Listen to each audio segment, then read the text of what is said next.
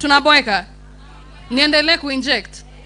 Oh, mnapenda dosage injections. Aya, so our SG here, as we continue this forum and our madam, when opportunities come, kindly muna to include, na sisi pia tukifika hapo, we don't disappoint you, we shine. Tunaona mimi mmenipea platform. Nimeshine sija shine? Wacha tusikie. Nimeshine sija shine? Umeshine. Umeshine. Si mmeona wameconfirm? Yeah, when you're given these opportunities, just do your very best. Si ni kweli? And then, let's say, hapa ndani, tukipata if a young girl akona idea na kulete kwa meza. Now you as a mother, but all of you are mothers, because I've heard is a he for she. Si ni kweli? Na nimefurahia sana. So, if you have an idea that you believe it's income generating, pitch your idea, talk to them, bring to the table, and they will support you. Si ni kweli? Ni kuinuana, ama? And remember, ODM is the largest party in Kenya. That is the mother party. Now that is the only party that has vibes and vibes. Nani hajafurahia?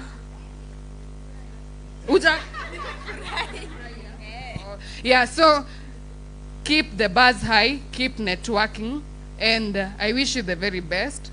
Let this day be as beautiful as all of us. Si ni ukweli? Niliona Letisha alisema mkuje kama mmepaka makeup.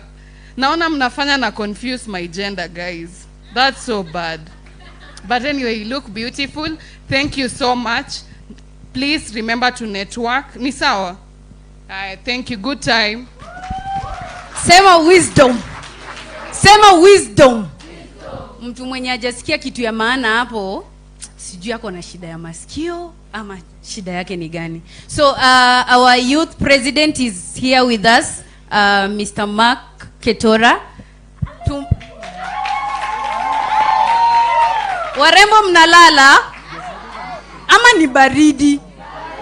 Tulieni tu hivyo. Hii baridi siwahangaishe, sawa? So thank you very much.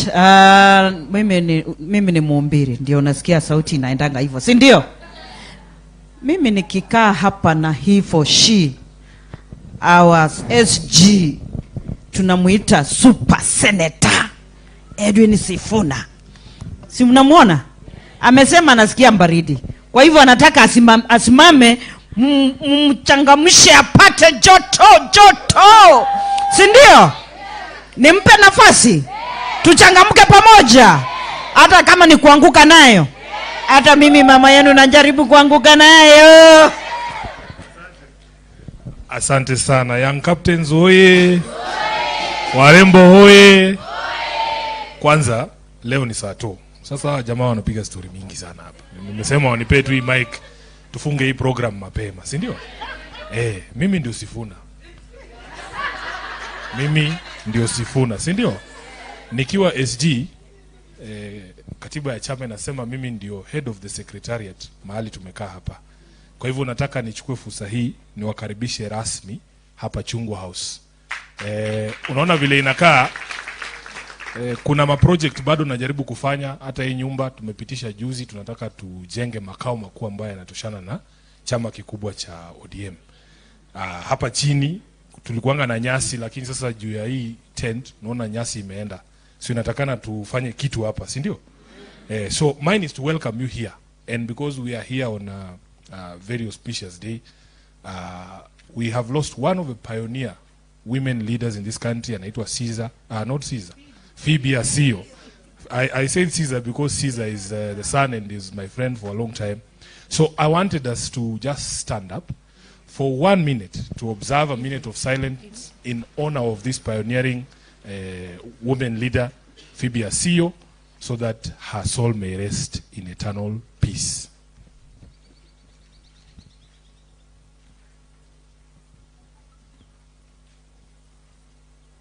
Thank you very much. Munaweza kuketi. Mheshimiwa Beth, kwanza ni kushukuru kwa sababu ya hii program ambayo ulianza I think a few years ago. I am a beneficiary ya Young Captains. Young Captains walinikampainia mimi 2022 na naonanga wakisema niko na deni yao, lakini nikidhani nilikuwa nimelipa. Nilikuwa nimelipa deni jamani. Nini ilibaki? Hakuna. Nilikuwa tumemalizana. Kusema tu kweli. Lakini nataka niseme asanteni sana. One of the problems we have in politics ni kwamba when we hear women in politics, there is an age group. Yo age tu ya kina Martha Karua, kina Beth hawa, lakini warembo tu, young people wenye kujitokeza kuingia kwa siasa huwa hatuwaoni. And that is why I'm very proud, Beth, ya kwamba you came up with this program to involve young women in politics. I'm an alumnus of the University of Nairobi. And niko sure kuna wengine hata mlikuwa mjazaliwa hapa 2000. Kama ulikuwa umezaliwa 2000, inua mkono. Hakuna. Sasa 2001 mimi nimeingia University of Nairobi. We were at the cusp of very serious change. Sisi tulizaliwa chini ya Moi. Mimi nilizaliwa 1982. Mimi ni mzee. 1982 ndio sasa Moi alikuwa ameamua kaende sana. Mambo iliharibika. So imagine mimi nimezaliwa nimejua president mmoja. The first time nimepata kura ni 2002. Sasa nilikuwa I think 20. Yeah, I was 20 in 2002. This is the first time tunapata sasa ability ya kujinvolve kwa siasa. Sisi ndio tulikuwa wale vijana tulikuwa tunaenda Uhuru Park kuimba yote yawezekana bila Moi. Juu tulikuwa tumeishi na uoga maisha yetu wote. Tulikuwaga home umekaa tu hivi umetulia na father na mother hapo, akisikia sauti ya Land Rover. Polisi walikuwa wanatumianga Land Rover hizo siku. Akisikia sauti ya Land Rover unaona baba yako mtu mzima anakimbia anaenda kujificha kwa miwa. And hata saa hizo conversations tuko nazo, mimi niko sure mkialawiwa tu mseme vile mnataka. Ile kitu watu wanataka ni serikali itoke kwa maisha yao. Watu wanataka kuishi maisha yao, tuwapige sherehe, kama ni sherehe unapiga upige. Mtu asikuambie kitu utakunywa, utakula, venye utaamka saa ngapi, si maisha ni yako. So hata sisi as young people we were there and we said the first time nilipata kura hivi kazi yangu ilikuwa kupeleka mtu nyumbani. Because I could not fathom a situation where I continue living in fear the way my parents used to live. So we were the ones in the queues in 2002 tukisema tunaenda kuangusha mtu. We wanted to get rid of KANU and we succeeded. And after that election, I'm telling you, Kenya mzima watu walikuwa wanajisikia ni kama ni wa Kenya. Tulikuwa tunashika makarau, tukiona anachukua bribe tunamshika. Wale karau tulikuwa tunaogopa. That's what I'm telling you. When a country changes, kila mtu anaisikia. Si ndio? So hata saa hii kuna conversations ngumu sana zinaendelea hii Kenya. Na mdosi wangu Jacob alisema we need an intergenerational conversation kwa sababu hakuna mtu ana understand ile kitu nyinyi mnapitia kuwashinda. Mtu mzee ako 90 anataka kukuambia vile wewe mwenye uko 20 unafaa upange maisha yako. Kuna mzee mwingine haiwezekani, si ndio? Mimi saa hii kuna mzee nilisikia akisema, we imagine jamaa alizaliwa huko 1960. Amepiga sherehe hii town, amepeleka watoto wake Nairobi National Park, amepeleka mpaka wajukuu wake. Sasa amefika sijui 90 anatuambia hiyo park tufunge tujenge building, apartment. Kama nani? Nimesema ukifika miaka fulani, unajua Bible imetupatia 70 years peke yake. Si ndio? Ukifika 50 usianze kutuambia mipango ya 20 years to go. Si ndio? Wacha watoi watuambia wataki hiyo park.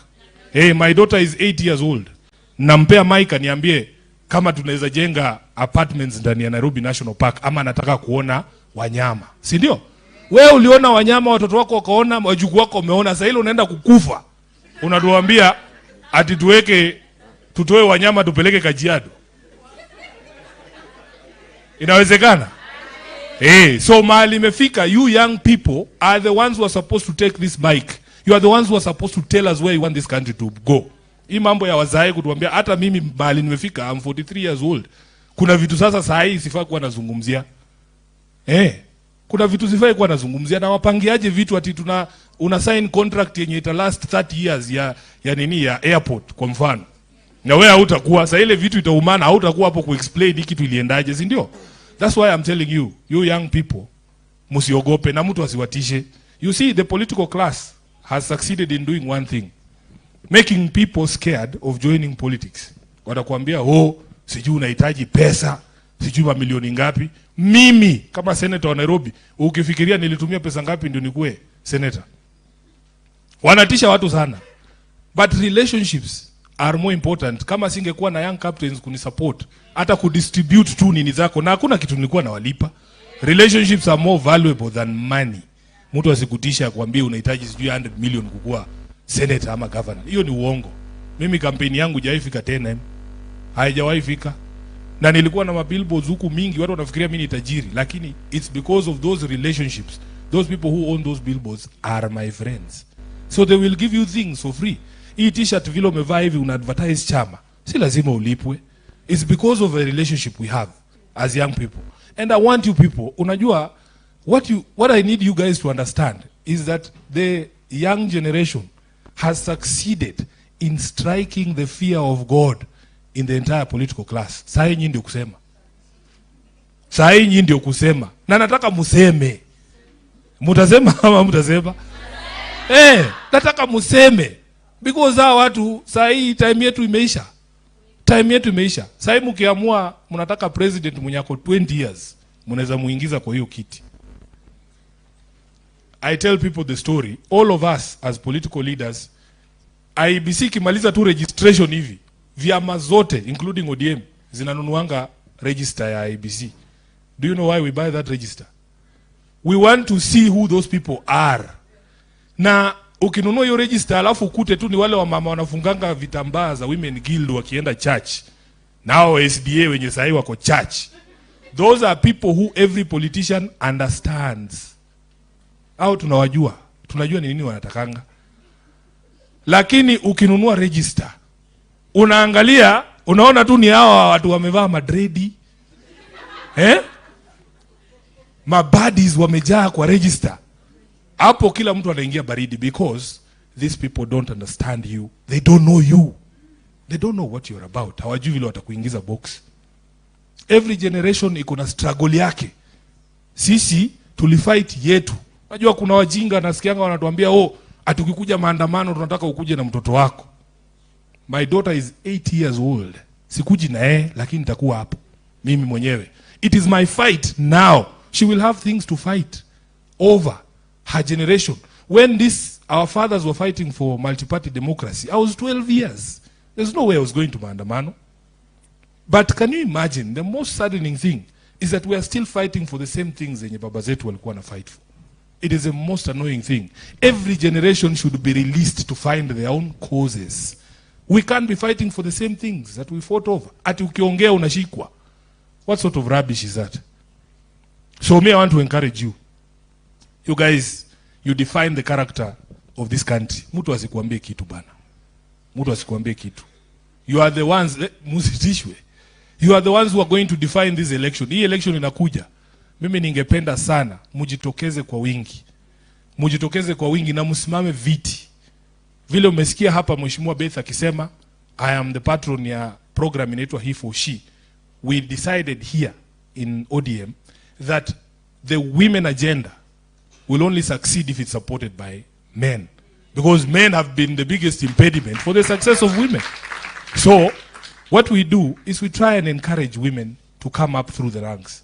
Last time we were very fortunate, Beth, tukapata sponsorship ya Westminster Foundation. I have a friend in London, she's called Adele.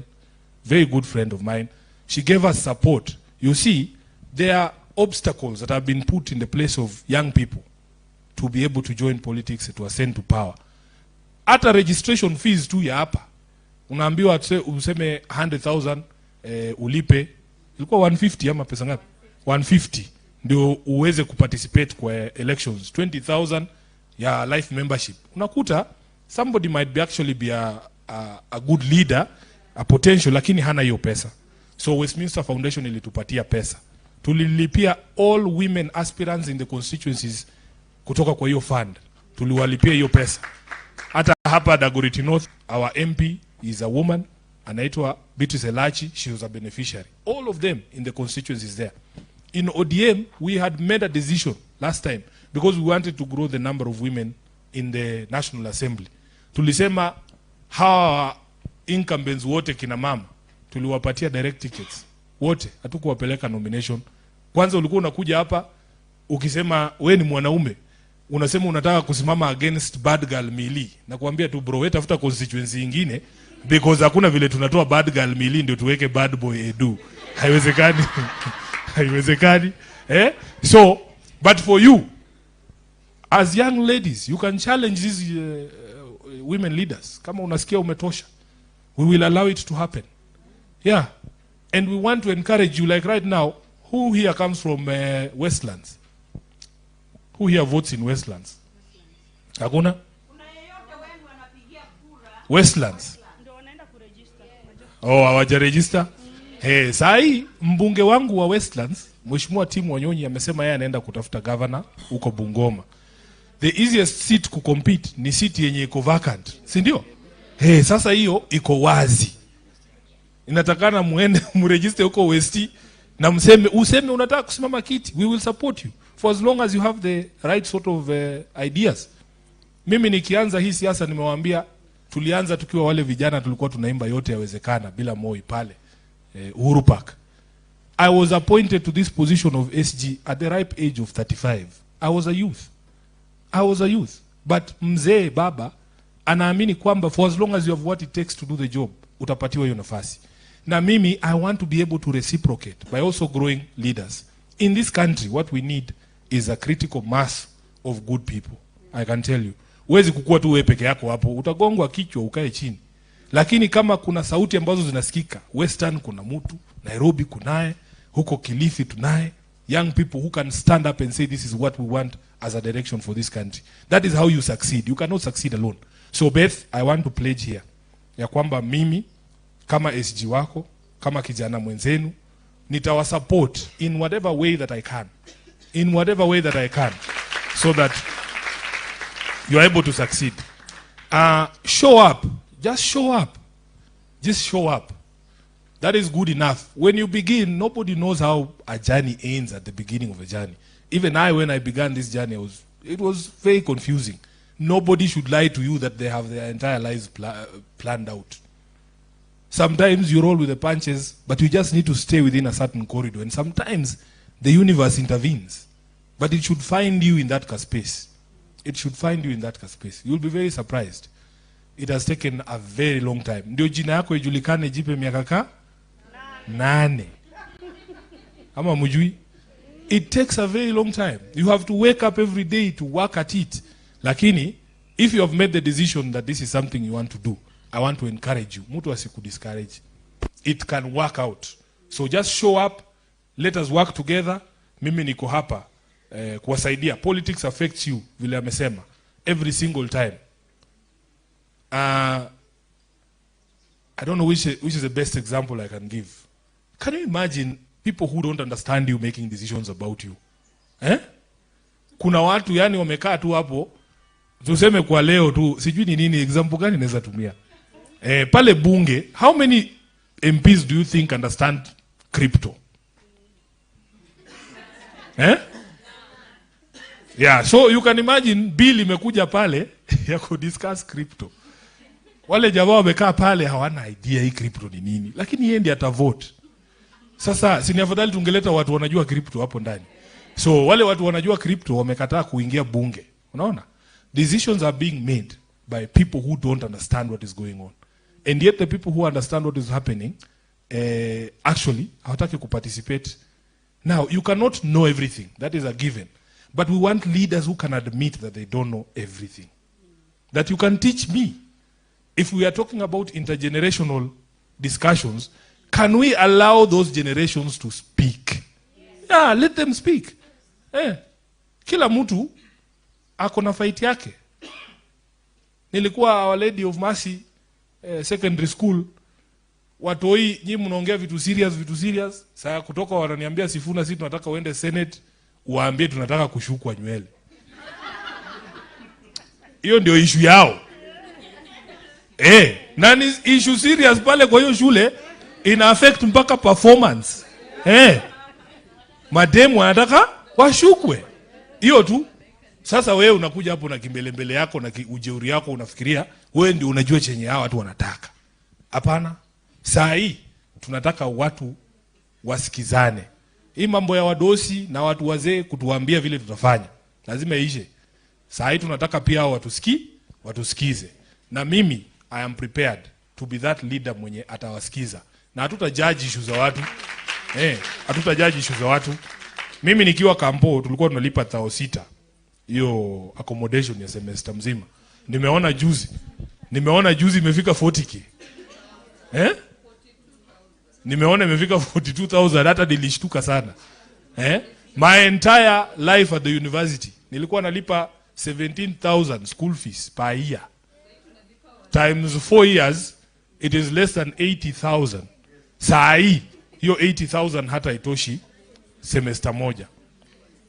So when we talk about intergenerational equity, we are doing something very wrong. Sisi, we were privileged that we were able to be subsidized in education. Tulikuwa tunapewa help na ilikuwa inakuja on time. Ikichelewa kidogo, of course maandamano kidogo, tear gas, pesa inaingia kwa account. Lakini we are denying that same opportunity to the generations that are behind us. And those are the conversations we want to have and we must have. We will respect your struggles. We will not pretend to understand. We will allow you to explain what the issues of your day are. Tunaelewana? And I want you to find expression through these political parties. Political parties, I know many of you, I have had the conversations on saying, oh, these political parties are the same. Political parties are not the same. And there are safety. There are safety because it's like a home. Mimi nikishikwa leo najua ODM mzima itakuja kunitoa. Sasa kina Beth watakuja nini? As opposed to you just being somewhere alone there. Unaongea, unakujua kwa nyumba yako, hata kuna mtu anajua umechukuliwa, unaenda. So please, let us find a way to join these political parties, find expression in these political parties, take over these political parties as young people, because these political parties belong to you. Do you know ODM is a publicly funded political party? Your taxes helped us to buy this place. This headquarters is run by taxpayer money. So it is your property. It is your property. Why would you say you don't want to join political parties and you're the ones funding them? Join them and take them over. Take them over. So I am very pleased this morning to be with you. Na nataka niwa encourage ya kwamba ukianza kitu yote na kaanga, the beginning is usually very difficult. But we want to open our doors as a political party to young people. Let us have these conversations. Hapa kuna mtu atakujaji. Na muongee bana. You know me, it's usually very frustrating. In private watu wanasema vitu. Mtu atakuja kuambia hii na hii haiko sawa hii na. Lakini ukimpea mic anaogopa. Unaogopa nini? Sema so that people know what this generation is going through and what your expectation of us as leadership is. So I think nimeongea sana, but you have to be bold. You have to be bold. Yeah, there is no two ways about it. Our country is in a crisis. Our country is in a crisis. Na mimi mwenyewe kama Sifuna nimesema siwezi nyamaza nikiona vitu zikienda vibaya.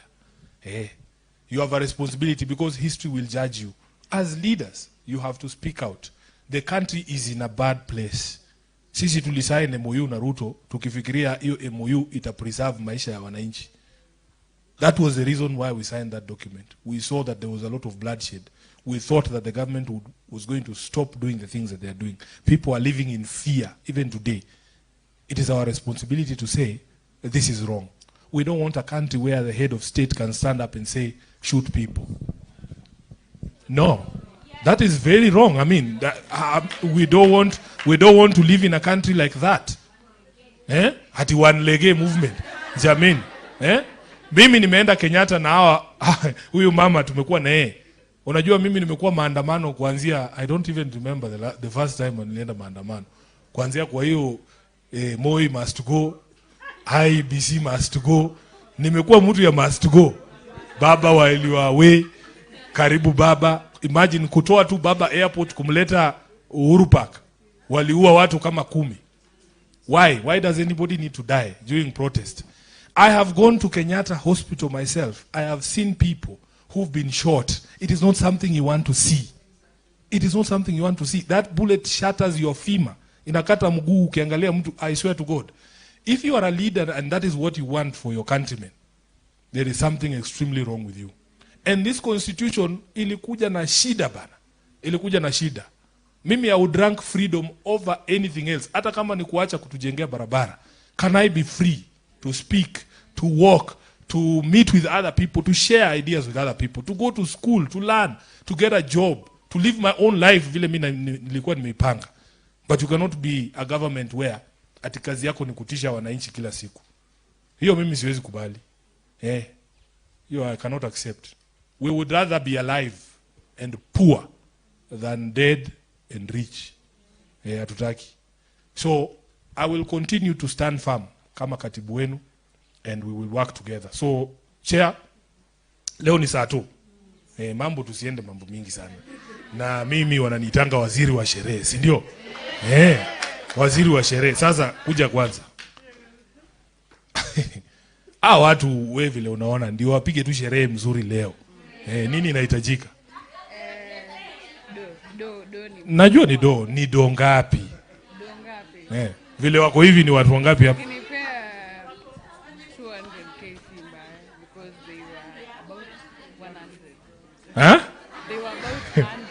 Anasema mkipewa punch mko sawa. Sasa si ni anasema? Ni amesema? Ni amesema? Haitoshi nini? Haitoshi Uber.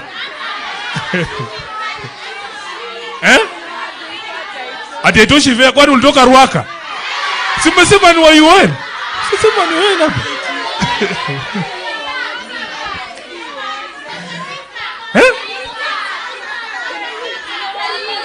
KU. Fika sini 30. Kwa fika ilikuwa 30. So kuna viongozi hapa nataka tu wawasalimie, but most importantly we want to listen to you. After what I have told you, do you people have things to say? Do you have things to say? Now, somebody spoke about platform. I can tell you from experience, ODM party is the biggest political platform there is. And as SG of ODM, it is the biggest political platform anywhere in East and Central Africa. Naweza kuambia ukweli. Right now we are live. Everybody in the country is watching us. Do you have things to say, you people? Ebu nione, by a show of hands, people who have things to say. There are only 3. You guys have things to say. You should say them when the leadership is here. So I want to introduce to you 2 people, and then we will sit down. We will give you maybe another 30 minutes to tell us things, to speak to the country. If you have questions to ask about me, about the party, about the leadership of the party, about where we stand, about the plans for the party, we will be more than welcome to say. So Musungu, this gentleman here is called Benson Musungu. He's a coordinator for the youth leagues. We have the youth league, we have the women league, we have the ODM disability league, and he sits here to coordinate the activities. Let him say hi. Can I have the other mic, please? Thank you very much. 1 minute. A comrade's power. Young captain's power. Mko sawa? Get out and organize. Sawa sawa. If you can get something from this meeting is get out and organize. Whenever you get out, things happen. I remember 2012, 2013. Hata Sifuna tuko tunajuana vizuri. But we could go out tutokelezea na ID with akina Babu na Mamba, akina Charles. We go to Budalangi huko, tunaenda Bungoma, tunaenda kila mahali kutafuta ID, kuregister ID na nini. And that time Sifuna was around 30 years. And I was mid-20s up. He was very, very young, you know. And that is what made him. Akasimama huko nini, Kendui, akashikwa mkono hivi, lakini haikuweza. Kura haikutosha, si ndio? But immediately, somebody knew Sifuna is somewhere, si ndio? He came here and he became senator. Na kura mingi, lakini pia haikutosha. Lakini raundi yako wapi? I'll tell you, he's one of the most popular people right now, young people in this party, that everybody is looking at and saying, Sifuna anasema aje. Unaelewa? Kila mahali nikienda bana, protect Sifuna. Sifuna ako sawa. Anaprotectiwa aje, si ndio? So keep it up, SG. Asante. And even me, I became to be known by ODM because of getting out. We were the people who agitated for NYC. I was 22 years. Na si tukaleta vijana karibu 1400 Harambee, tukafungia Kibaki na nikasoma hiyo mkataba on behalf of the young people. And that is where Raila saw me tukajuana na baba, namba ndio hiyo. Sisi ndio hao tukaleta vijana wote ODM, si ndio? Na tukapanga kazi. Saa hii kutoka hapo nikakuwa youth leader hapo, nikakuwa national youth coordinator, nikakuja mimi ndio huyu hapa, mimi director hapa, tuna organize pamoja na president na mami. Hao wote wametulia, lakini you must get out, si ndio? And you must belong somewhere. Hauwezi kuwa huko peke yako unasimama eti wewe ni leaderless. Come out. You should not be partyless.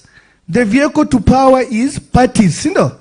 So tokeni tuungane hivi. Mtu akisema huyu ni mwenzetu wa Young Captains, tunasimama naye, si ndio? So God bless you. Na ED alinituma hapa, siko na George mkutano. Executive director is the one who called me and said I won't be around. Executive director is called Odorongwen. So please come and ensure that these people are safe. So tunafanya chini ya SG. God bless. Asante.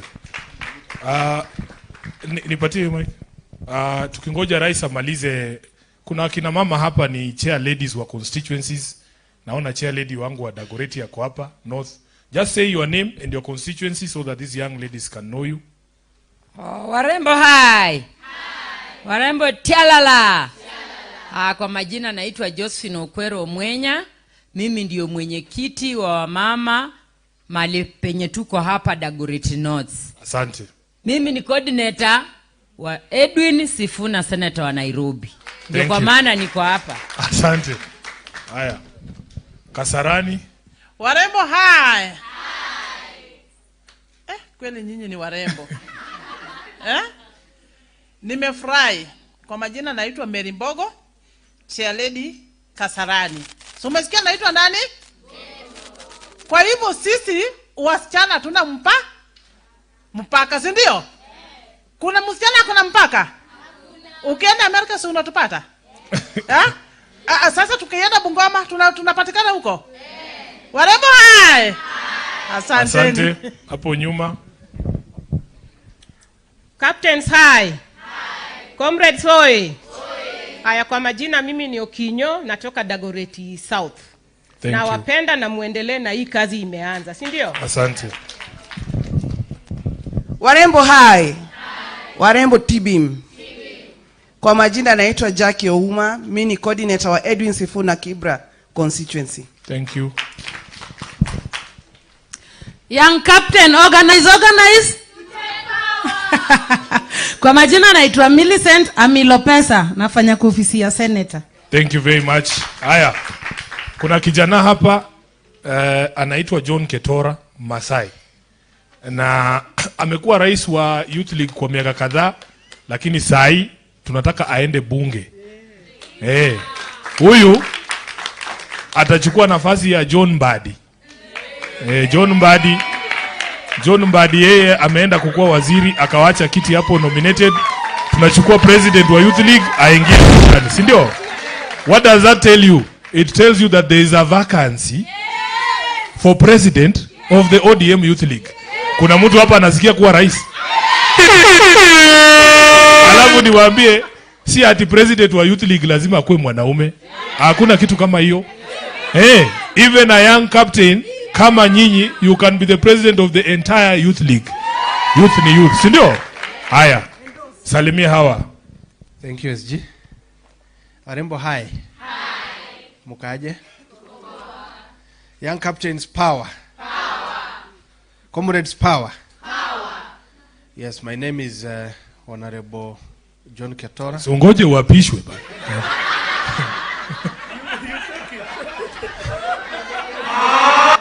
There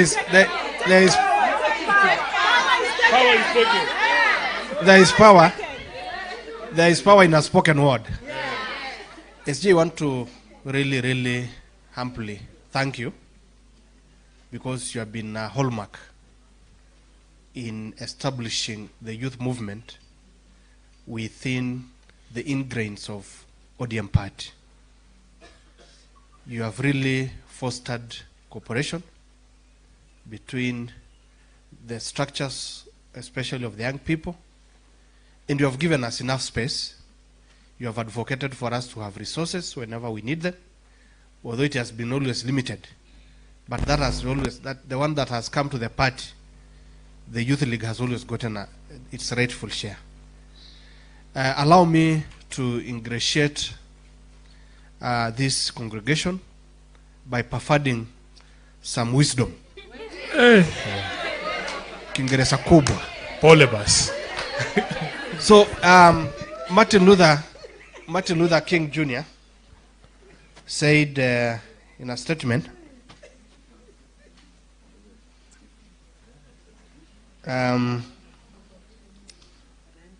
said something. If a man is called to be a street sweeper, he should sweep streets even as Michelangelo painted, or Beethoven composed music, or Shakespeare wrote poetry.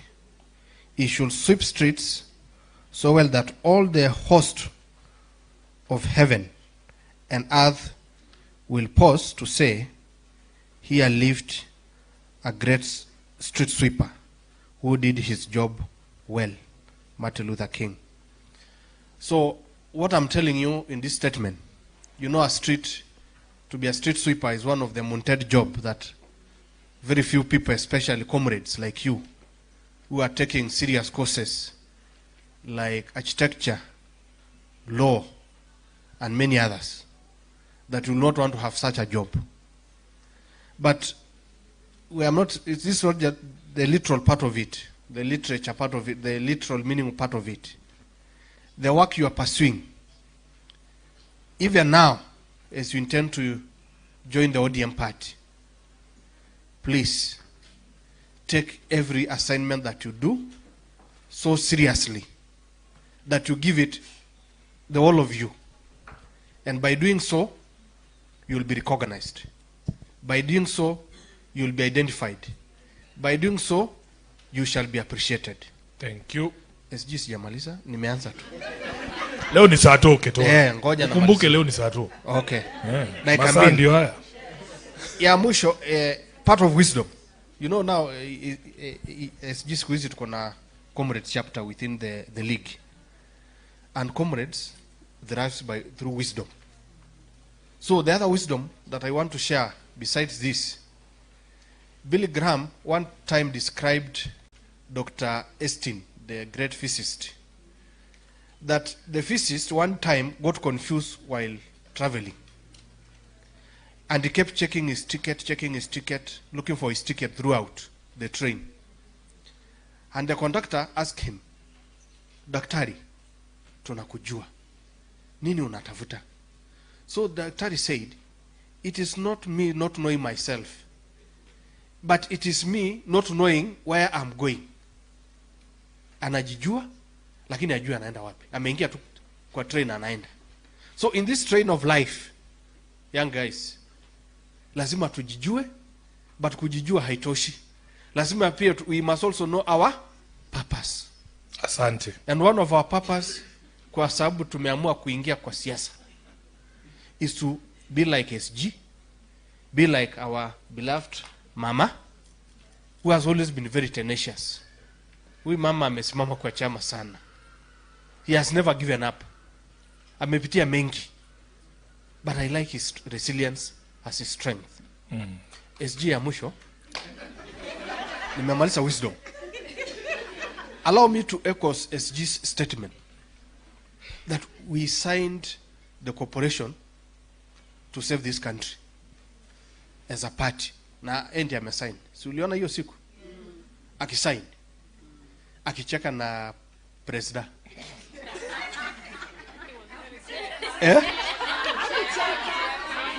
Akucheka kweli. Alikuwa serious, ndio? Body language was. Okay. We are not regretting, and I'm very sure that he's also not regretting. Because he knows the plan that he has for this party. We only say there are some areas that needs to be corrected. And when SG says, they condemn him. Bwana President, Rais wa nchi, one of the things that you must correct going forward, no killing of our young people. No maiming of our young people. Ukipiga mtu risasi, unajua risasi, kwanza risasi. Mimi I broke my left leg 3 years ago. Kuvunja tu, that leg has never been back to its normal place. Imagine kama hiyo ingekuwa ni risasi. Will I be having that leg again? No. So what we are saying, Bwana President, we don't entertain killing our people, injuring these people. What we need is what Baba said. National intergenerational conclave. We need to talk so that they get to be heard. And once they are heard, their voice, what they say must be implemented. Asante. Yamusho. Ketora, I want these young ladies to be on the news live at 1. You see, they have already set up for us there. We are going to speak to the country, so please, 1 minute, okay. Please. Tafadhalini, register yourself as a member of ODM. Hiyo mmeshafanya? Also muingie youth league. Alafu, make sure you are also a voter. Thank you. And make sure you are a voter within the city. Thank you. Na hapa kuna ward inaitwa Kileleshwa, kuna ward hapa Westlands. Ingia hapo. SG ya mwisho. Warembo wetu. Ukiandika list ya Nairobi ya nomination list, SG please have at least 4 of them in that list. Asante. Asante sana. Haya, wa mwisho ni Mheshimiwa MP wa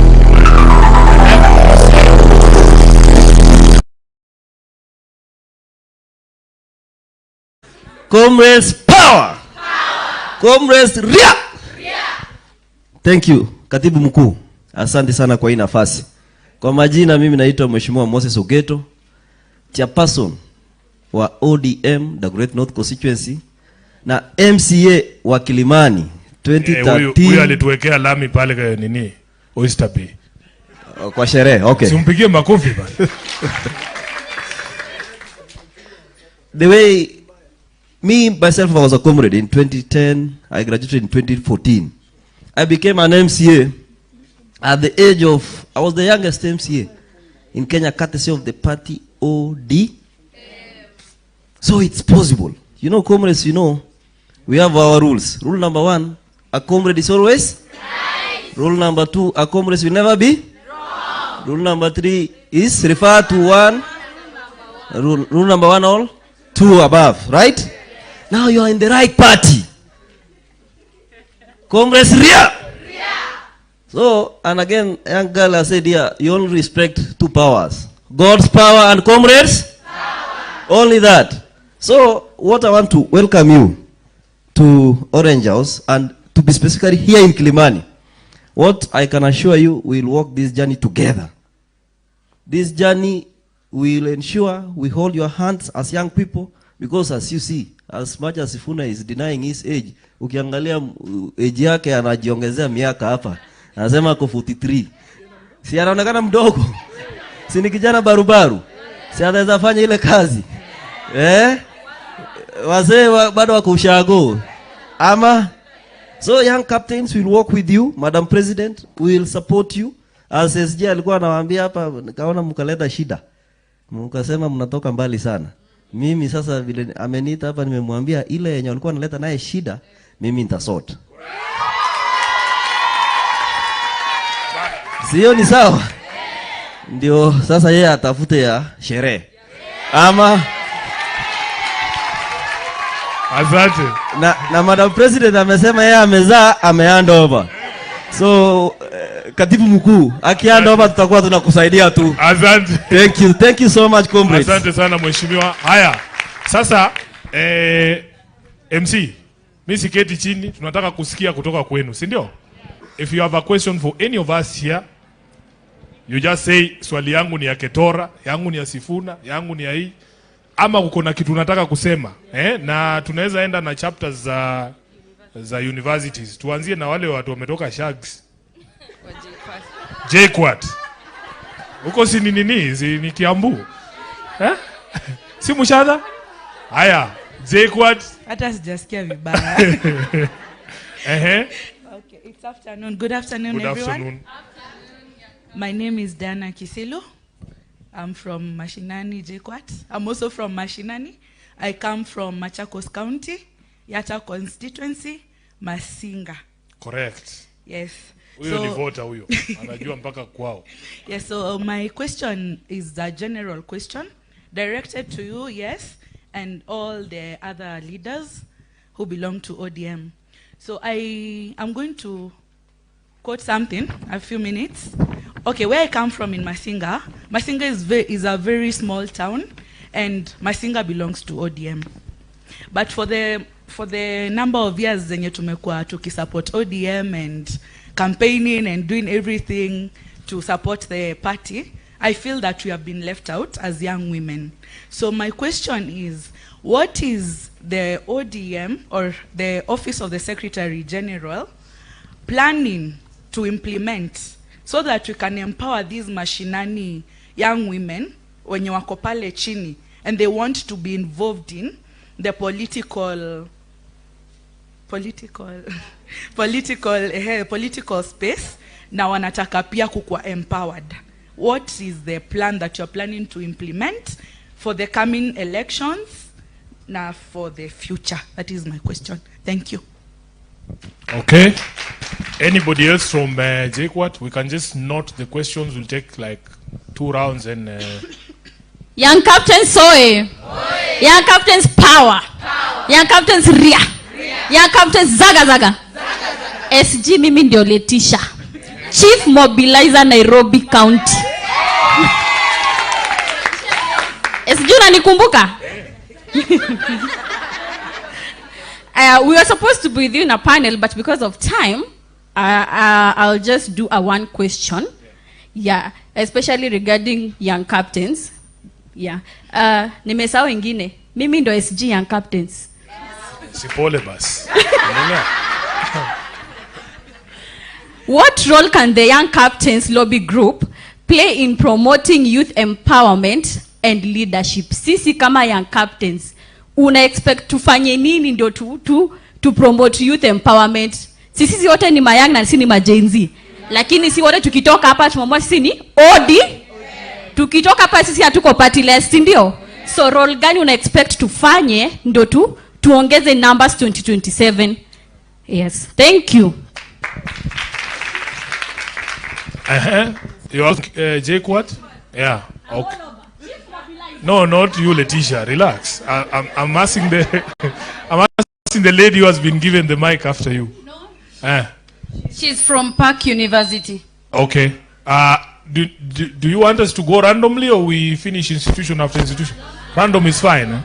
Aya, tuendelee basi. Hi guys.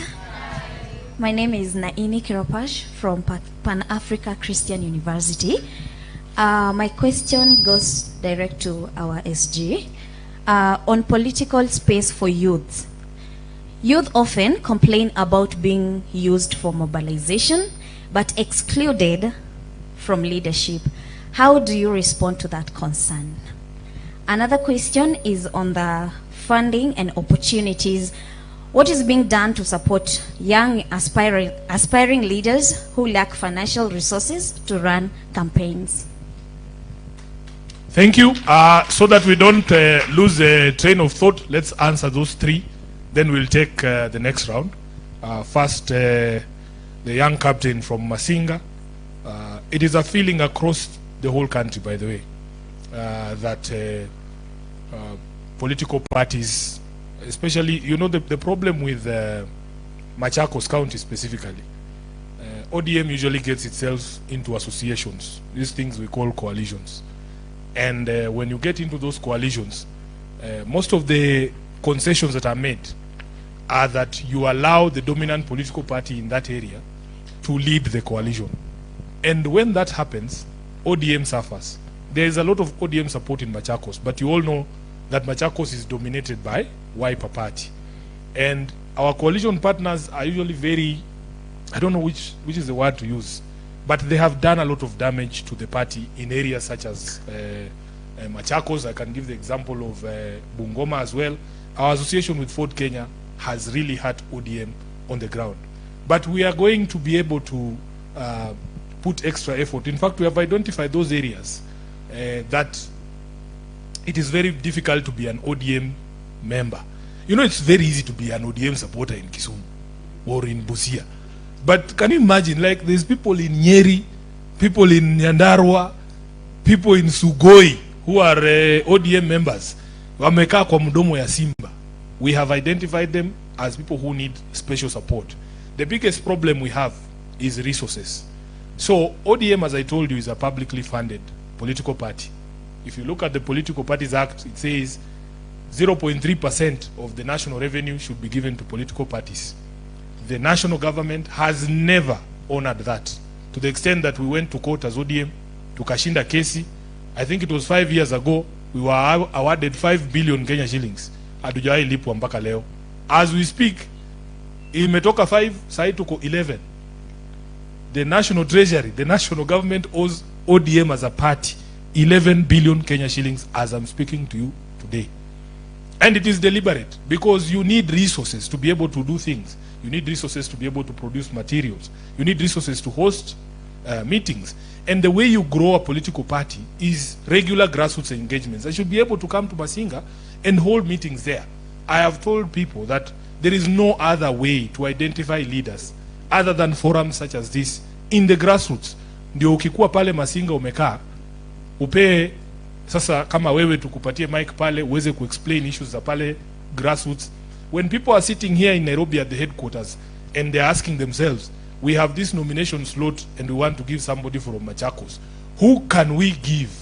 They will remember the person who spoke at that meeting in Masinga.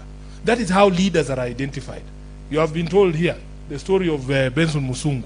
It takes only one opportunity for you to catch people's eyes, and the eyes of the people that matter, who can be able to say, we want that young lady who spoke that day on the day when we were having a meeting with young captains. So I accept, I agree. We are very strained financially because of the things that I have told you. Wamekataa na pesa yetu. But we said we will not be crippled, because we know they are doing it deliberately so that they cripple the activities of the party. We are doing our best. I want to assure you, especially because now when we get into August of this year, we will only be left with 2 years to the elections. We need to start our preparations for the elections in 2027. We need to start identifying candidates for various slots in the MCS seats and so on and so forth. But ODM has tried. I can tell you ODM has tried. In the last election, and to just tie it with, I think you said your name is Naim, your question, that young people are used for mobilization and left behind. If I read to you the people who were nominated by ODM, young people, and they are sitting in the National Assembly and in the Senate, young people who I saw coming to mobilization meetings such as this. There's a young lady from Garissa, Umi Harun. Umi Harun got one chance to speak at a rally in Garissa. I was there. And this is a young girl. I think she was in her 20s then. And I remember that meeting. After all these old men have spoken and said all sorts of things, this young girl takes to the podium and she speaks until everybody in that tent is on their feet. Umi now is a nominated member of the National Assembly through ODM. There's a young lady from Kisi. She studied she's from Nyamira. Rene was a mobilizer.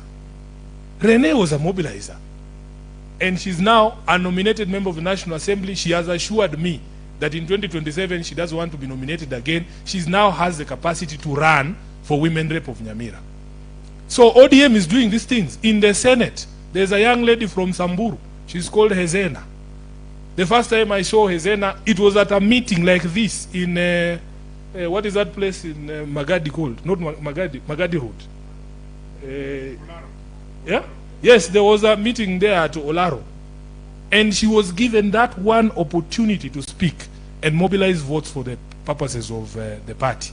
She's now a nominated senator. We sit with her in the Senate. Crystal Asige, perhaps the most brilliant representative of PWDs this country has ever seen. The best. When she stands up to speak, I'm sure you know Crystal Asige. Crystal Asige is nominated by...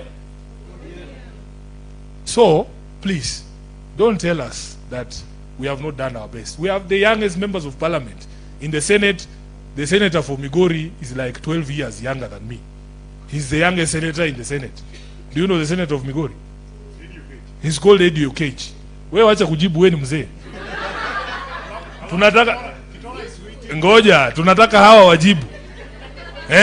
Do you know the senator from Migori? He is a young man. He is single, by the way. And now lazima niseme. Tulimwambia kabla 2027 tunataka hata harusi moja ndani ya Senate jameni. So atafutiwe mtu asitafutiwe. He is single, he's a single man and he's a senator. Babu Owino is in his 30s. He's a very young man. The MP for Saboti tunamuitanga last born, Caleb Amisi. Hajafika hata 35 huyo mtu. I'm telling you. So I look at these political parties. Hata huyo hapa ID yake bado inanuka ofisi ya chief. A very young boy. Lakini yeye ndio mwenyekiti, na in terms of mobilization hapa Nairobi, huyo mtu mnamuona tu hivi. Mnamuona hivi. Hayuko single huyo. Uko single?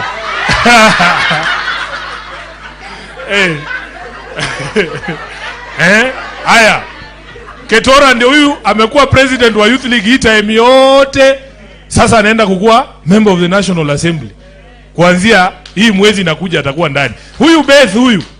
Beth Siengo has been the president of the Women League for years, mobilizing votes for purposes of the party. Now she's in the Senate as a senator.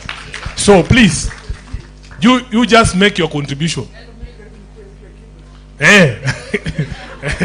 So I want to assure you that this political party, I have seen people who have made contribution.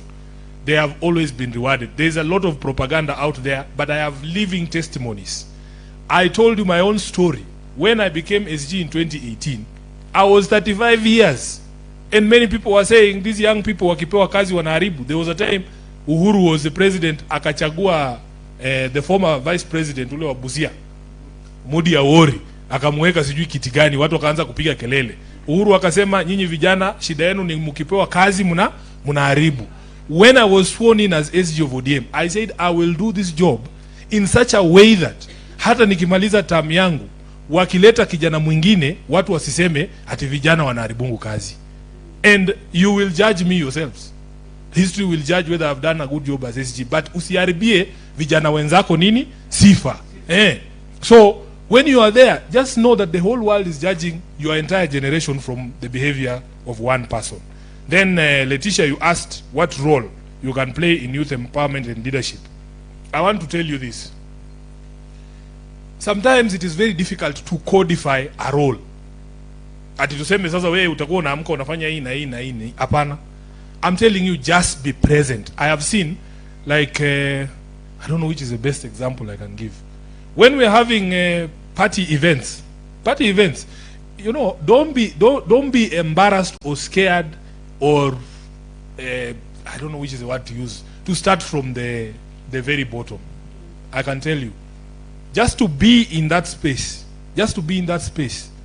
can open doors that you never imagined. I remember when I started looking for Raila, I had just been admitted as an advocate. I'm a lawyer.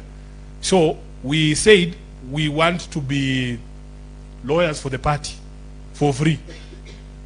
And when you are a lawyer for ODM, especially when ODM was ODM, there is a lot of work. Kazi yangu ilikuwa kutoa watu kotini na cash bail. Unaona hii kazi babu anafanya saa hii? That was me like 10 years ago. Watu wetu walikuwa wanashikwa kila siku. Unaambiwa Sifuna, leo uko Limuru, kuna vijana 10 huko. Kesho uko Machakos Low Court. Namna hiyo tu. You contribute in the way that you can, using your skills that you have. Just make yourself available. When Beth calls you, or if we ask here now, we want help drafting something? Are there legal students or lawyers that can help us do this? Hata kubeba tu briefcase ya Millie Odhiambo, wewe unaona ni kitu mbaya? Mimi tu kuna siku nilikuanga kazi yangu ni kubeba tu briefcase ya Orengo. Wewe unajua bana venye unasikia uko hapo kwa news pia wewe unafanya tu hivi kichwa. I'm telling you the truth. Ile time ati tulikuwa tunafanya kesi ya Weta. Sasa ile Weta alikuwa anatolewa kwa voters register. Wewe kazi yako tu ni kuandikia nini hapo Orengo notes unamtumia. Do you know how you feel? It's a privilege. Kabla ufike pale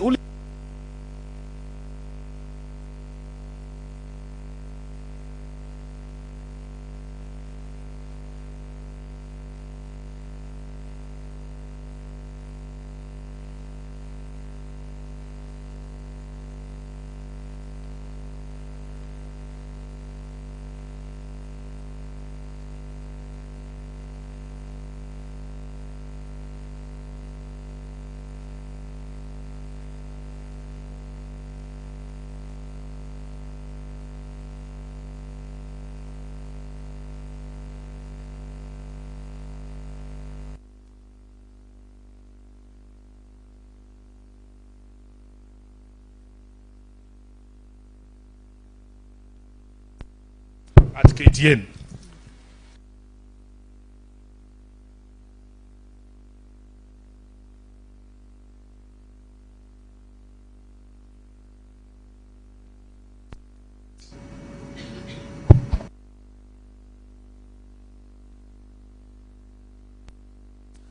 We have a panel discussion.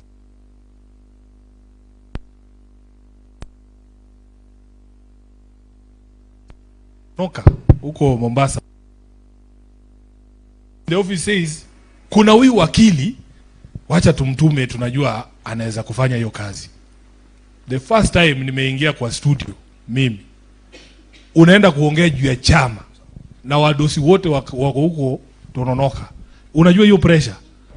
Lakini you walk in there because you have been in that space, in that circle, you do what you can. And from that time onwards, they were no longer calling the office. They were calling me directly. You never know, just be in those spaces. But sisi, in terms of support, we will support in terms of making you aware of the opportunities that are available. Sindio?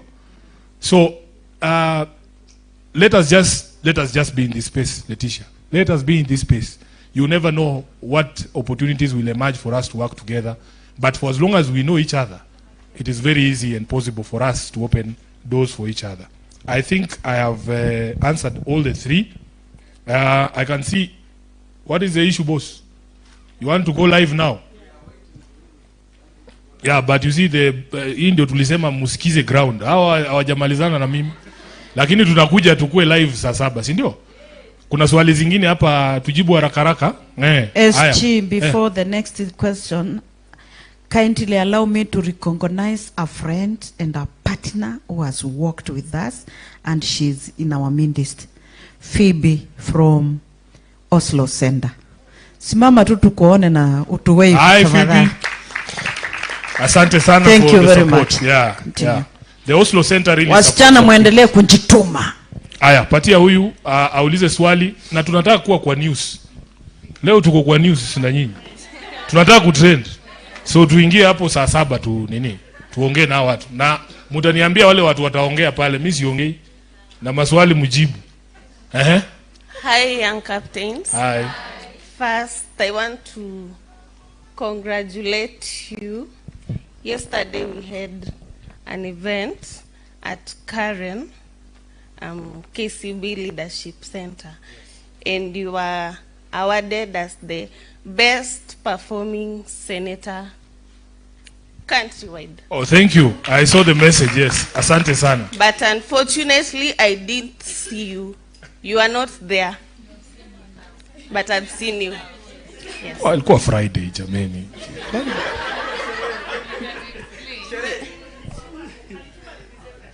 Okay. So, I have a question. What are your strategies that you have for us as the women to ensure that the organization lasts long. Unaona venye politicians wanakuanga na strategies, tuseme akisha win ina fail. Wewe una plan nini to ensure that inaendelea? Alafu we are happy umeconsider the women. I think kuna mali naonanga tunaacha votes. Kuna watu wako na disabilities at the grassroots levels. What are your plans that you can put into, unaweza consider to make sure that they actively participate in elections? Ama unaona kama sisi venye tunaenda maandamano tunaambiwa tushutiwe mguu, au unaweza fanyaje wajitetee? Unaona, they bring up their voices kwa ground. Okay, the second one was here. You'll be the third. Eh? Hi everyone. So my name is Evilena Gaki, and before I start, first, Comrade Wisdom. Comrade Wisdom. For a seed to grow, the ground must break, and for a woman to give birth, something must break. But these people are breaking the wrong things. They are breaking the necks, killing women. And I feel that most of the people that are pushing this narrative need the activists. We have not seen the political class actively engaging in this discussion. And the reason nasema hivi, there is no bill that has been tabled in the parliament to make femicide a crime. Tume push, tume collect 1,000 signatures, saizi ko 1,283. Lakini, how will it be made law kama the political class is not actively pushing for this narrative? So my request to the legislators in the House, table it as a bill. Let femicide be made a crime in Kenya. So that tunasema must go ataendaje kama voters wanauliwa. So please, for us, for the ladies in this, and in honor of this gathering, let's table it as a bill in parliament. Thank you. Thank you. Naki, haya. Wa mwisho, alafu tuende tuongee na taifa, si ndio? Yes. Good afternoon, everyone. Yes, my name is Banis Kea.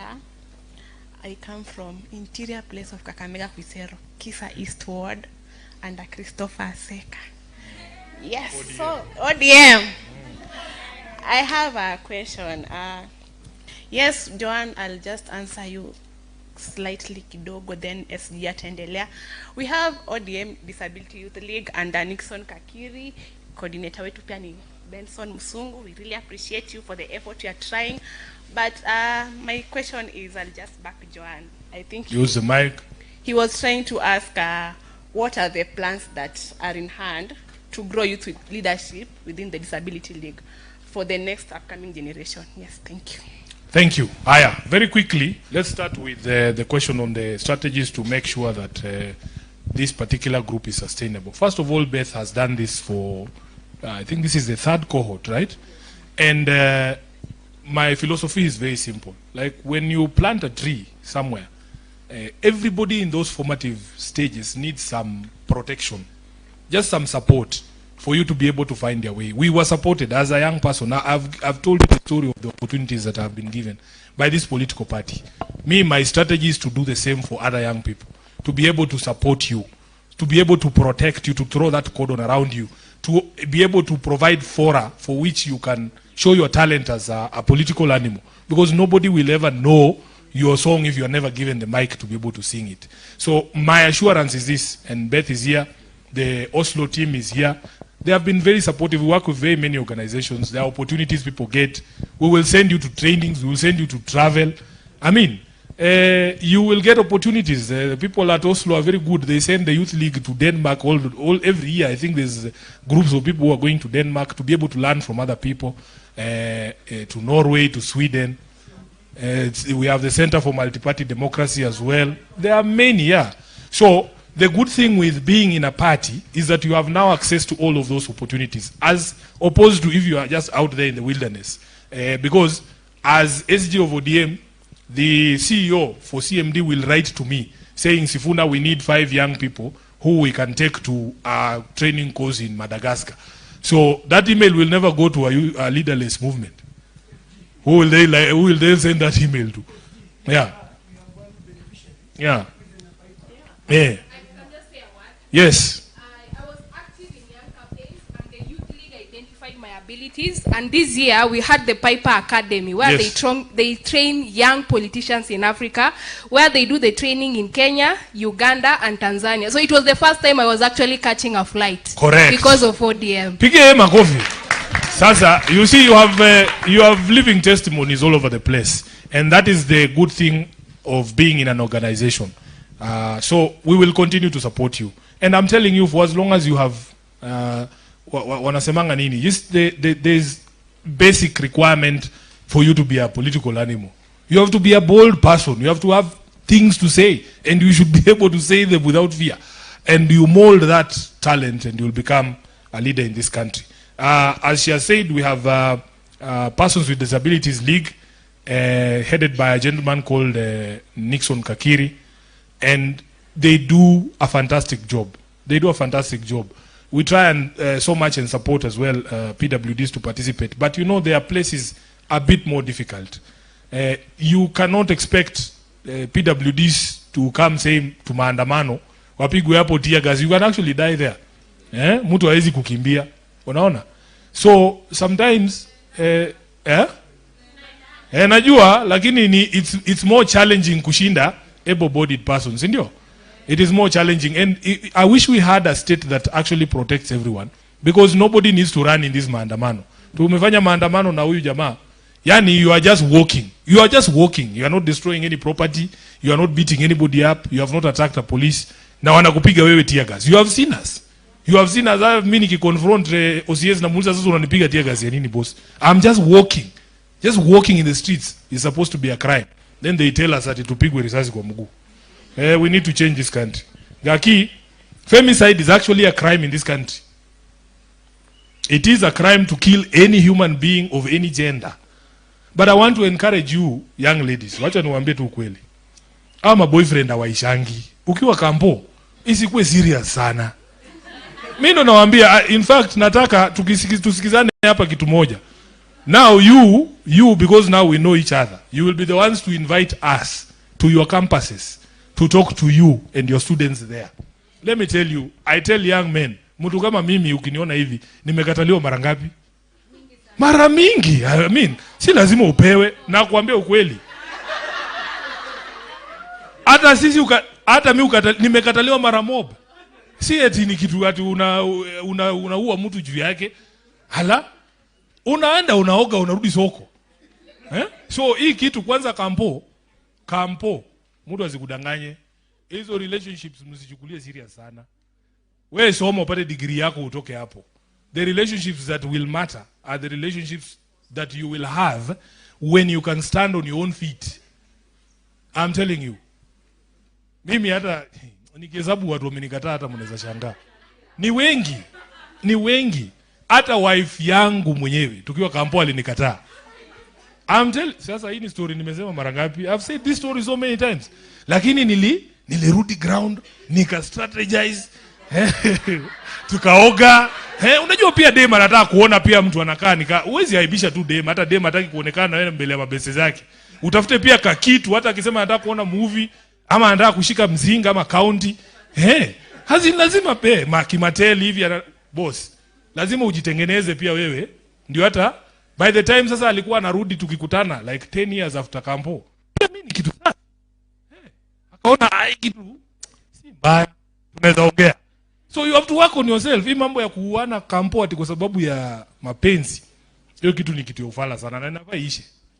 But taking the life of a human being, it doesn't matter the circumstances, is actually a crime in this country. You have seen that many of those people who have been charged, kama ule dem alipatikana Thika ameuliwa, si walishika hao makara wawili walikuwa involved. All of them are facing prosecution as we speak. In this parliament, Beth, We have discussed this issue on many occasions.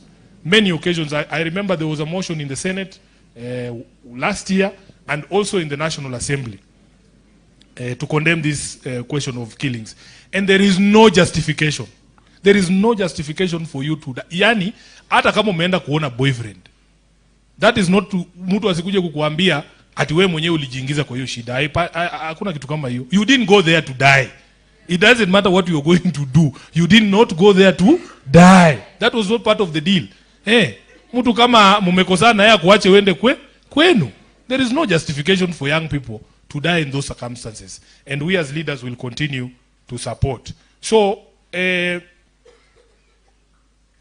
yes.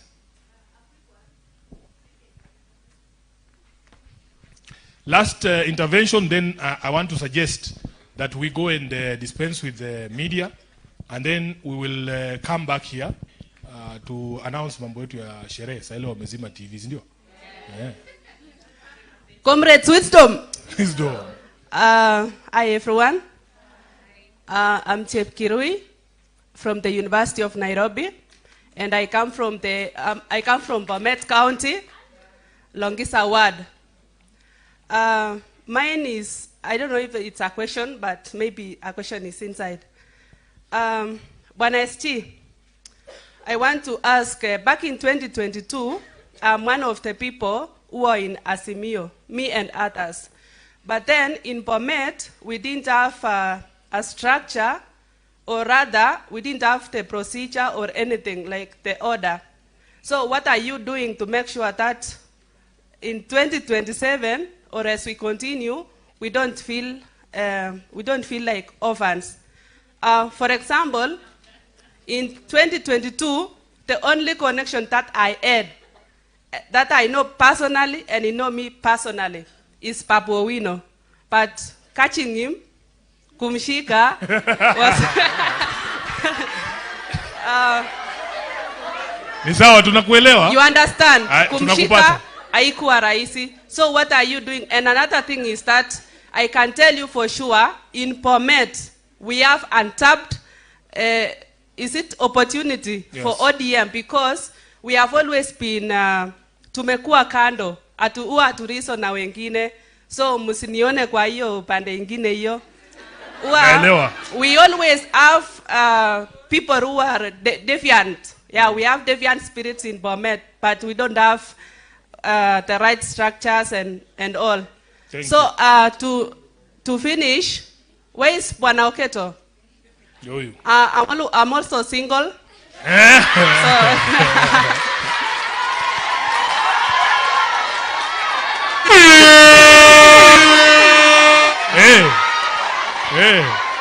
Mtu ni kujisema, si ndio?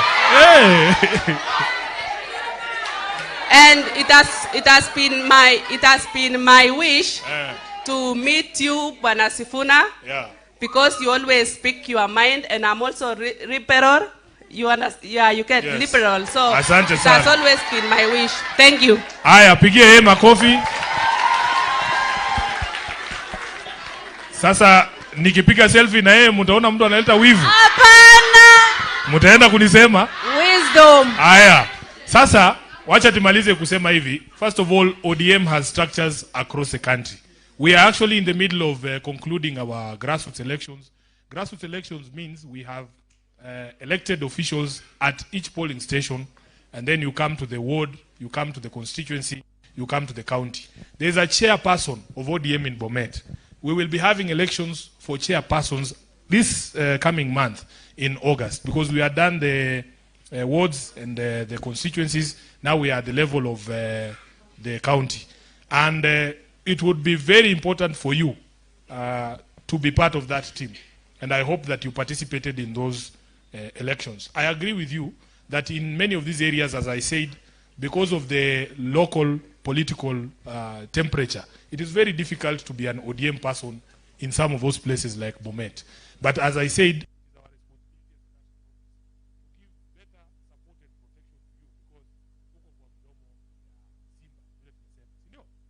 sasa nataka tufanye hivi, tunataka tuende pale tuongee na media ya Kenya. Sasa nataka mnipatie watu watanisaidia kuongea. Kwa sababu Kimberly ya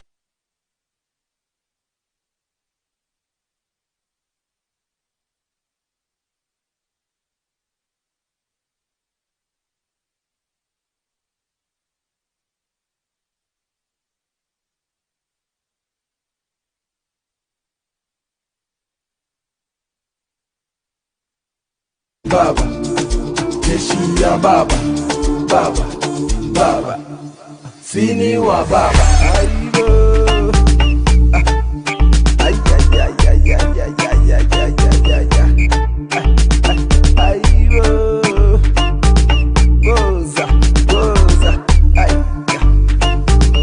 aibo, baba, sini wa baba, baba, baba. Jeshi ya baba, baba, baba, sini wa baba, baba, baba, jeshi ya baba, baba, baba,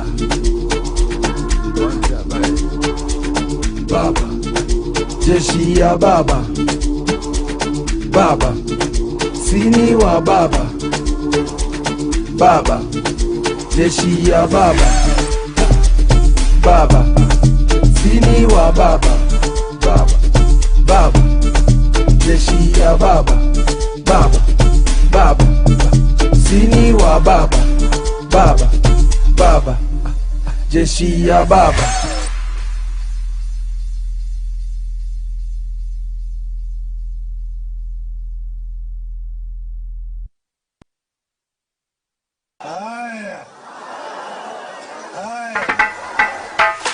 A main switch production.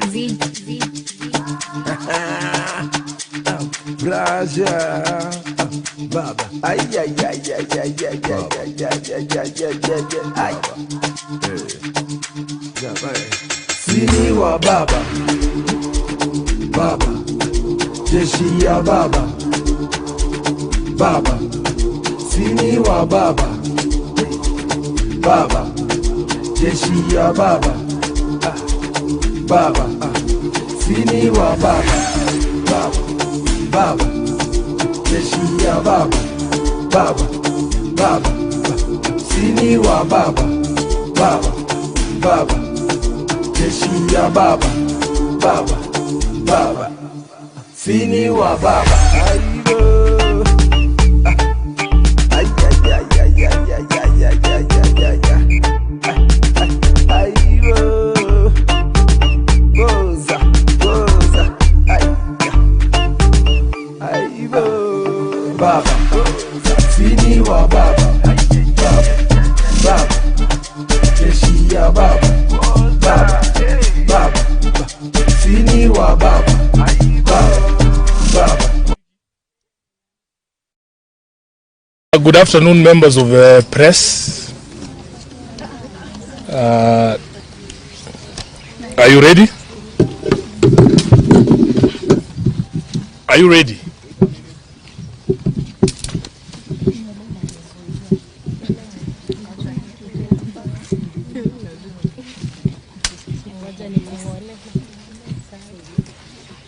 What was the rationale of facing this side? We usually have the background there. Light. Okay.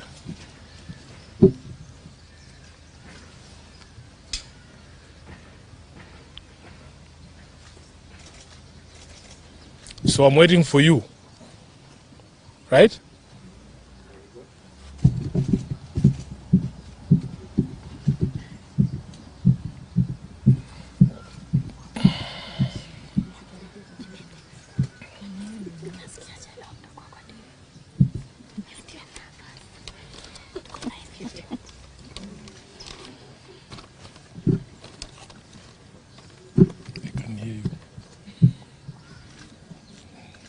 That's one thing you will learn. The mic is always live. Bro, unaweka watu wote hapa saa to juu ya mtu mmoja. Si tuendelee? If the rest of you are okay. Eh? Si ndio umekuwa ukituharakisha hapo. Tulikuwa tunataka tukuje one sharp. So I think we can start. We can start. and gentlemen of the press, before you here, we have a young captains, which is a chapter of the ODM Women League that focuses on young women in politics. And I want to hand over to the president of the Women League to provide that context. And then we have a few of them who will say a few words on behalf of the team as to why they are here. And then we will take questions, but those questions will not be answered by Sifuna.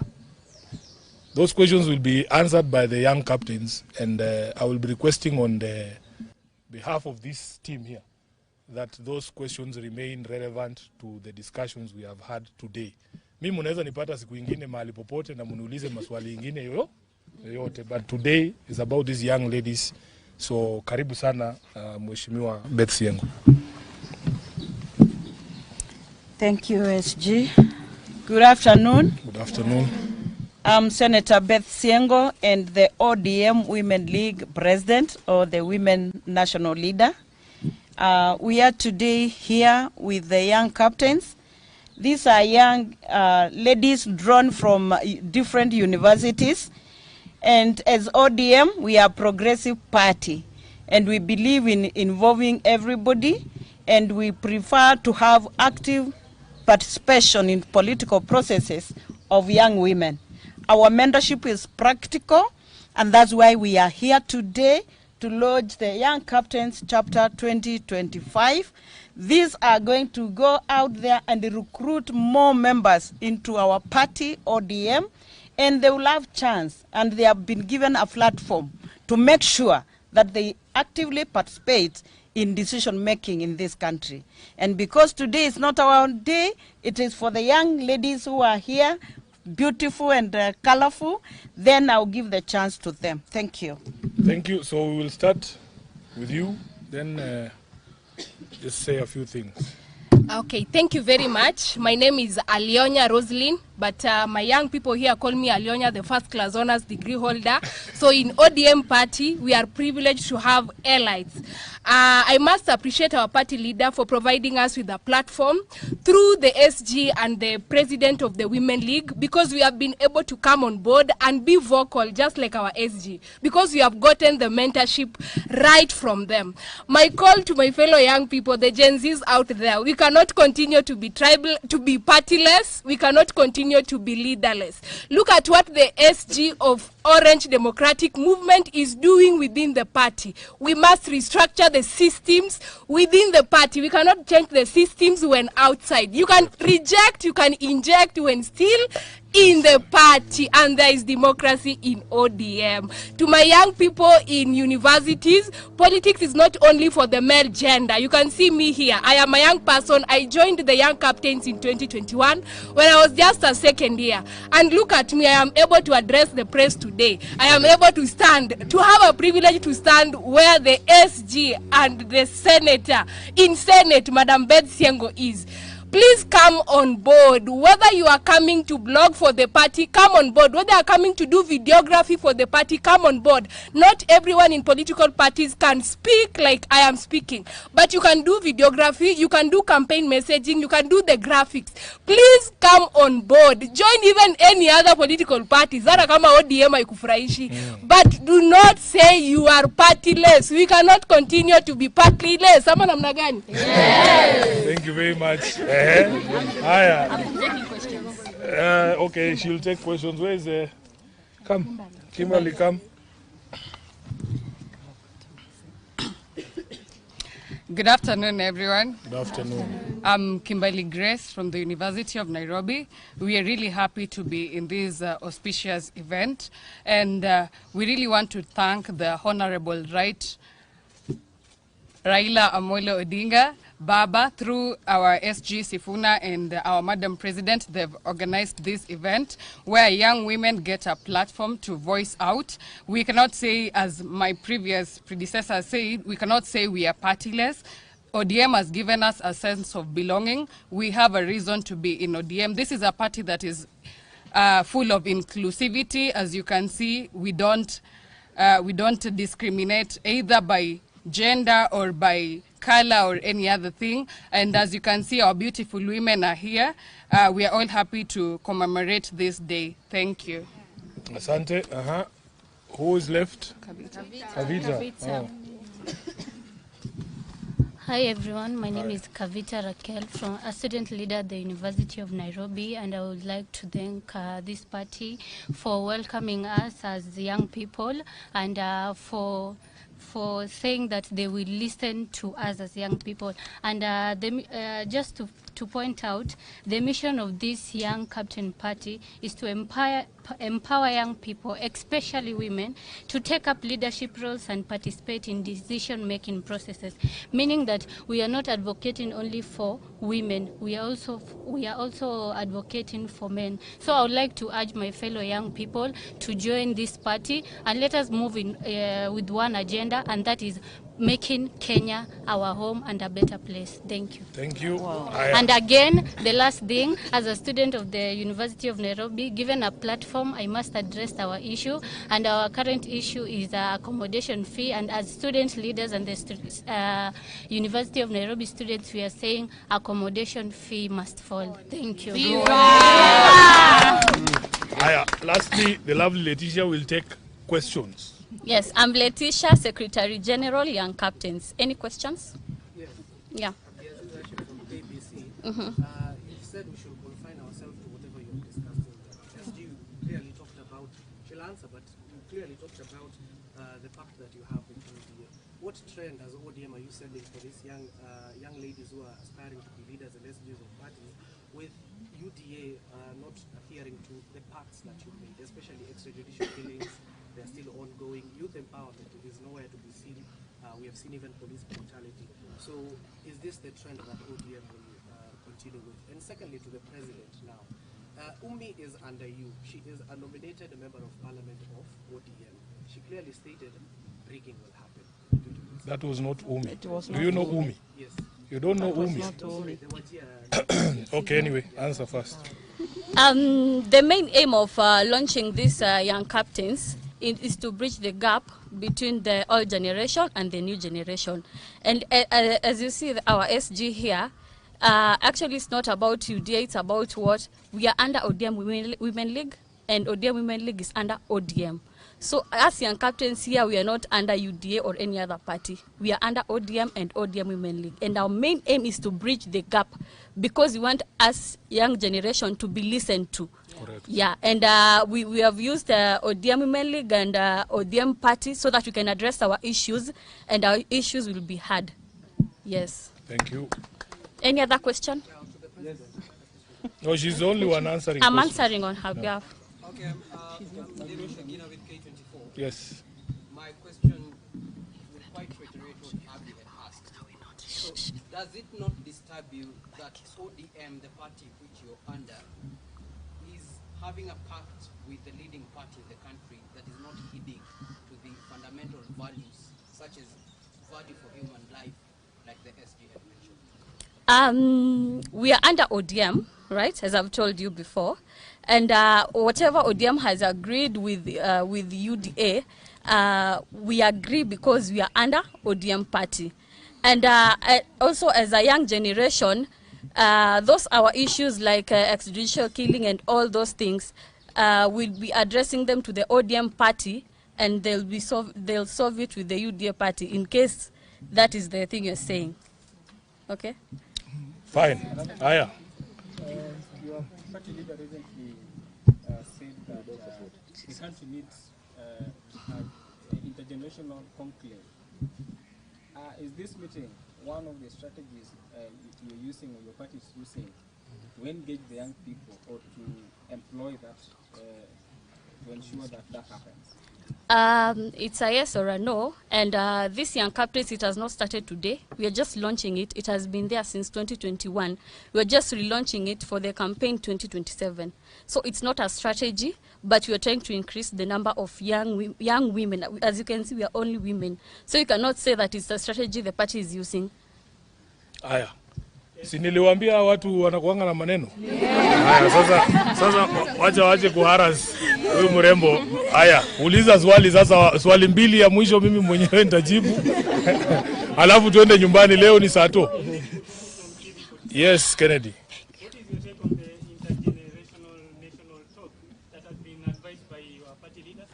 I think this is what exactly is happening here. Because if you look at me and Senator Beth, we don't come from this generation. These are our younger sisters.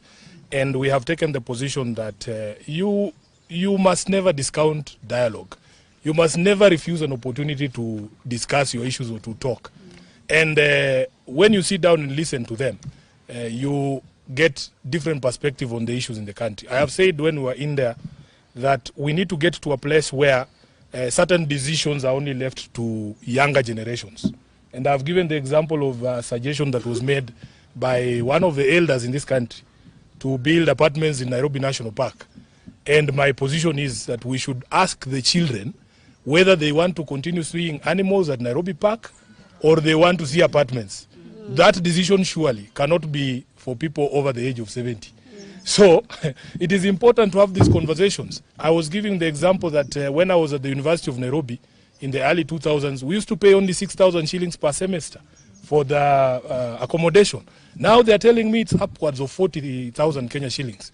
And this is something that as a generation who enjoyed that benefit ourselves, we must be fair to this generation also and give them a chance at education and not to stifle it by making it expensive for them to go to school. So how do these issues come up if you don't talk? But what they have told us is that now the older generations need to do less talking and more listening. Yeah. And as a party, ODM, we are committing here today that we will do more listening than talking. Yes. And when we give these young people opportunity to speak to the country, please don't harass them the way you are trying to harass them. It is not fair. It is the first time that this young lady is answering questions from the press. And I have done this for 8 years. This can be very intimidating. Yes. So muwapeleke pole pole hata nyinyi. Ndio tuwakubalie wafanye nini? Waongee. Si ati ukiongea unaanza kuulizwa maswali mingi. Hapana. Muwasikize. Sawa? My name is Omalo from West TV. My question to you as SG, you've expressed your regrets as a party signing an MOU with you. So do you consider getting out of the MOU or you have to... That's not a decision for Sifuna. That is not a decision for Sifuna. You know how decisions of ODM are made. They are made after meetings of organs of the party. There is an NDC that has been called for October, is it? Yes. So I am sure once that you know Sifuna as SG, I am only a spokesperson. And a spokesperson cannot speak for themselves. You say things that have been resolved. So I am sure you will be welcome to Mombasa during the NDC. Decisions will be taken at that meeting and everybody will be told. Last question, Leoni Sato. Si ulikuwa ushauliza bro.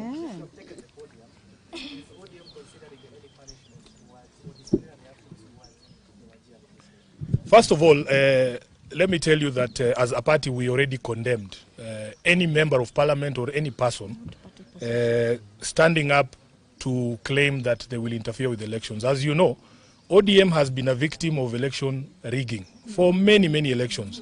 So it is not the position of ODM to countenance, to support, or to even condone the thought of interference with elections. These young people will tell you that they are waiting. They are very eager, just like I was in 2002, to be given a ballot, so that people hear from them directly. So anyone who will tell you that you can come and speak and say this is how you want the country to go, and then somebody comes and changes that election, wametuambia haitakalika, hakutakalika huko Kenya, na haitakubalika mtu yoyote kuinterfere na uchaguzi, si ndio? So we condemn in the strongest term any person, be it from ODM, be it from any other political party. And as I've said, we have institutions in this country. We have the IEBC, who used to summon us every day to their boardroom when Chebukati was chair. For even a minor infraction, I would find myself there answering questions every day. We want the IEBC to summon these people who are threatening to interfere with elections, not just condemn in a letter. We want them to be summoned there. And the NCIC, because we all know what happened in 2007. The precursor of the violence was the interference of the elections of 2007. So anybody who's talking about interference with the election is actually a threat to this country, and they must be dealt with. I want to call the NCIC and IEBC summon these people, ODM will not protect anyone, even if it is from within our ranks. Thank you. I want us to...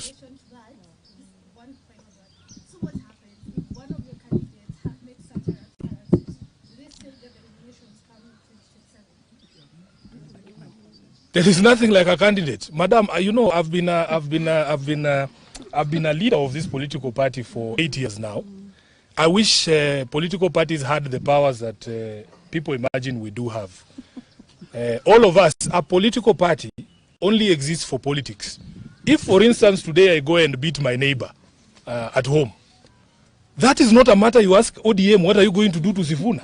That is criminal conduct. That is why we are saying there are institutions who should enforce the law. Yeah. If I go and break the law there, today I go and drink and fight in a bar, you don't ask Raila, what will you do to Sifuna? No. I should be arrested in the police and be taken to court because political parties don't enforce criminal law. There is institutions for that. That is why the police exists. So anybody breaching the law, breaking the law, should be subject to the law. And that's what we are saying. For us, we can only condemn and disassociate ourselves from such pronouncements as believers in democracy. Thank you very much. Mungu wabariki. Always a pleasure to have you here. Asanteni sana.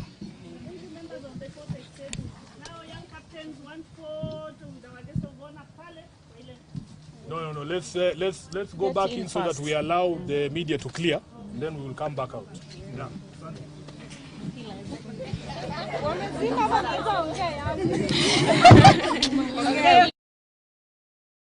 Sini wa baba, baba, baba, jeshi ya baba, baba, baba, sini wa baba, baba, baba, jeshi ya baba.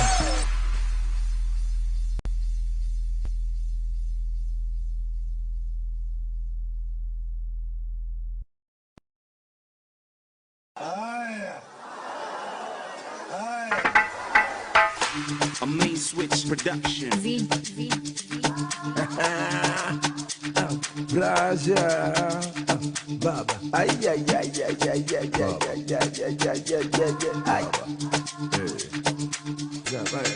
sini wa baba, baba, jeshi ya baba, baba, sini wa baba, baba, jeshi ya baba, baba, sini wa baba, baba, baba, jeshi ya baba.